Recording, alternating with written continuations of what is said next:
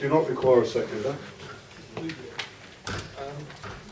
was only going to mention what I did at the Cabinet meetings, Mayor, so in interest of brevity, I'll take any comments or questions now, assuming that members have read the agenda. Thank you. Does anybody wish to comment on the Treasury Management Interim Report?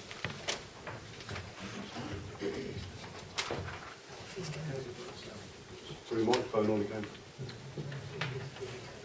Thank you, Mr. Mayor. Before I speak on this report, I thought it was important to highlight my credentials in doing so. Not that it should be necessary. I'm new to this council and I'm finding my way. However, given Councillor Baggett and Councillor Sullivan's questioning of my understanding of financial reports and the financial markets at this last council meeting, perhaps you'd like to see a copy of my CV before questioning my understanding of financial services. Happy to provide should you wish. Our Treasury management strategy could not be more important in the current economic climate, and the actions of officers show what a dire position we're in as a country and as a council 6 years into this Conservative-led government. It is sensible to borrow for future needs in a low interest rate environment, and borrowing the additional 10 million that we need to meet our requirements, I'll be interested to understand what this future spending need is for. But let's look at why I think we needed to borrow.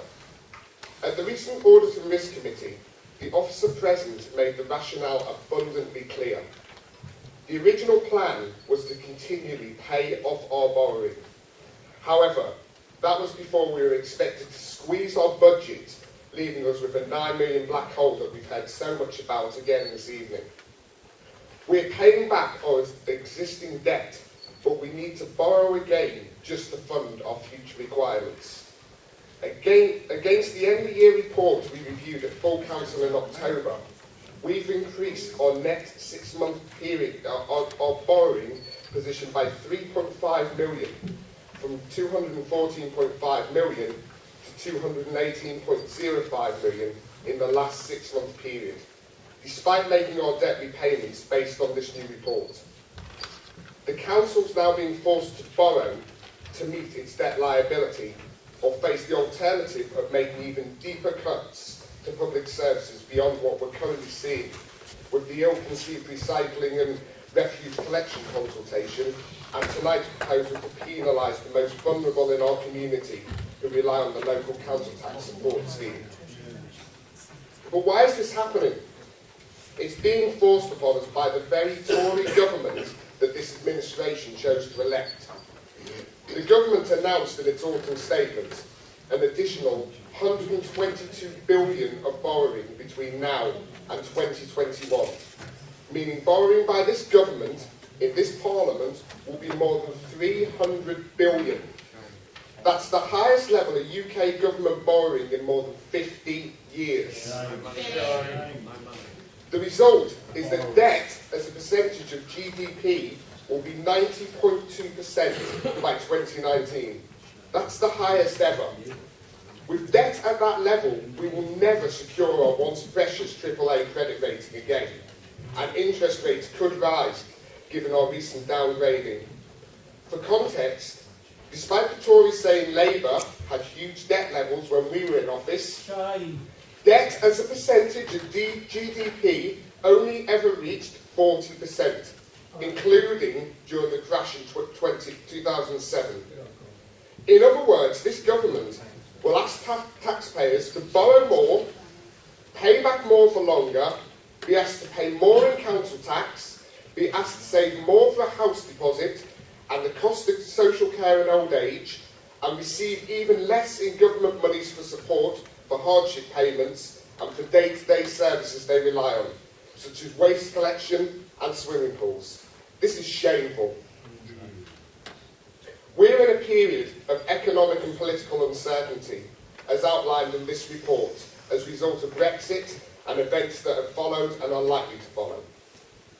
I'm confident that delegation to the 151 officer in relation to our Treasury management strategy is right during these times so that he can react quickly to market conditions. However, I'm keen also to understand how members will be kept informed of our response to future economic shifts, which are no doubt likely to come, especially when it involves any significant change in strategy.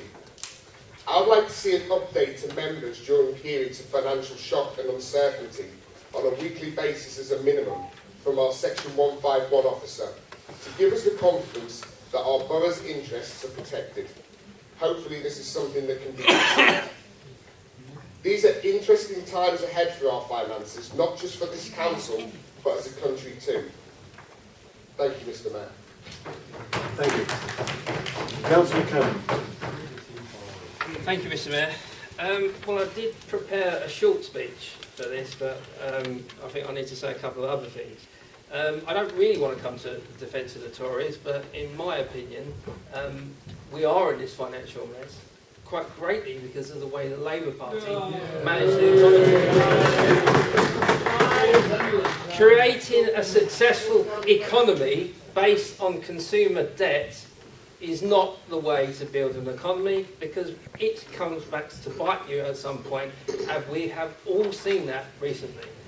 We are still in a situation with 1.5 trillion consumer debt currently held in the UK economy.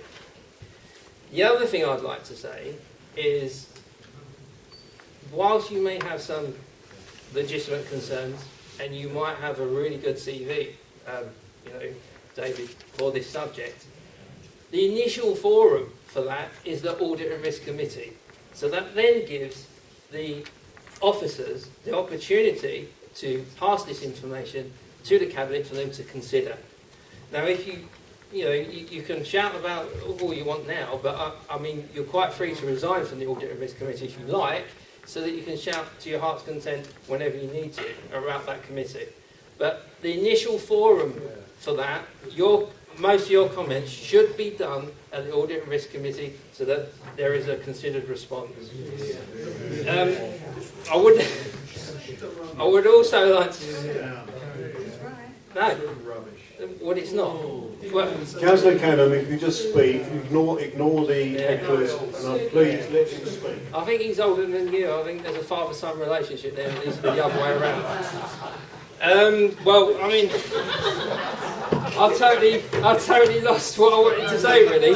So, I think he missed the comments in the report that I would like to mention. I noticed the comments in the report that it was reassuring to note that in the investment strategy, that the short-term interest rates quickly returned to normal after the UK's historic decision to re-engage with the world by voting to leave the European Union.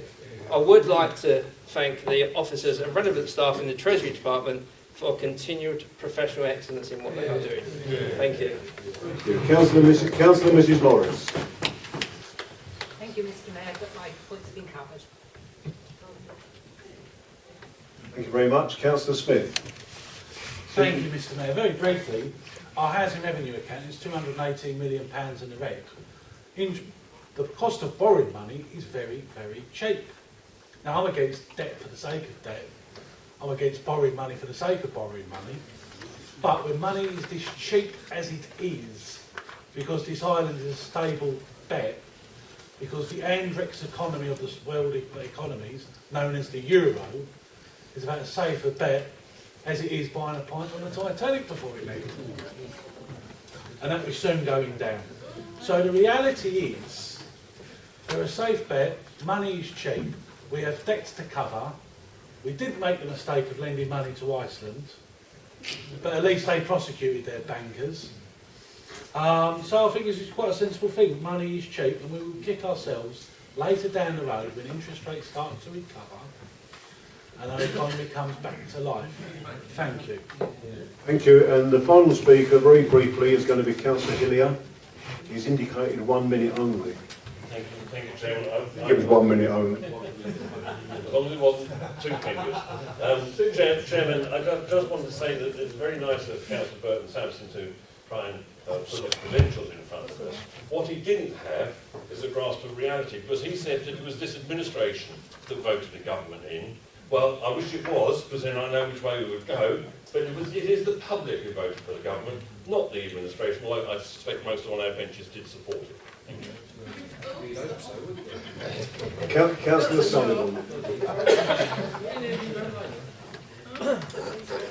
Thank you, Mr Mayor. Councillor Burton Sampson there was railing against the pressures and the increase in debt that the council has had to deal with. Well, of course, one of the biggest pressures that we've had over the last couple of years on the council's debt position is having to fund the 1% cut in council rents that was mandated by the government between 2016 and 2020. So Councillor Burton Sampson wants to campaign to people in council housing that he wants to increase those rents to get the council out of the debt position it's in, then that's fine by me. And I don't know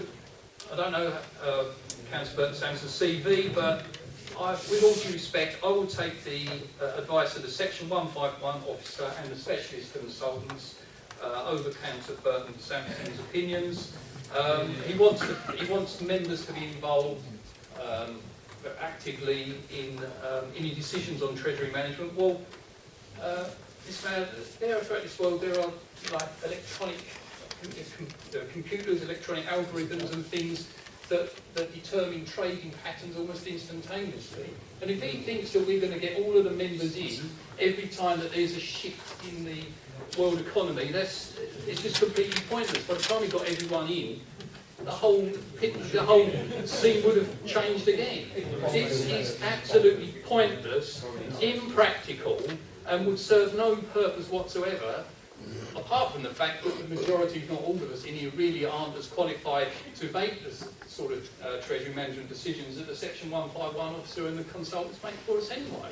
That's why we delegate it to them.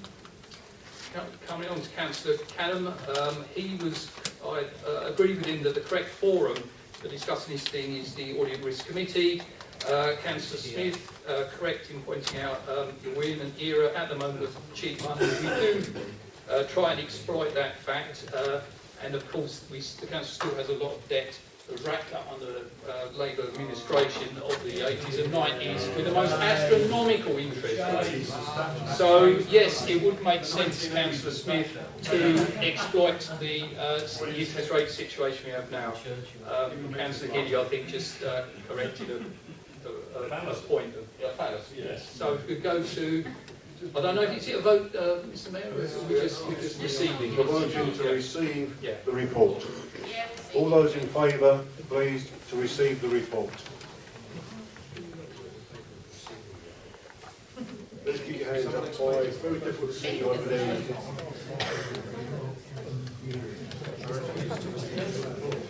That's unanimous. Now, with the help of Councillor Canham, we're going to try and move on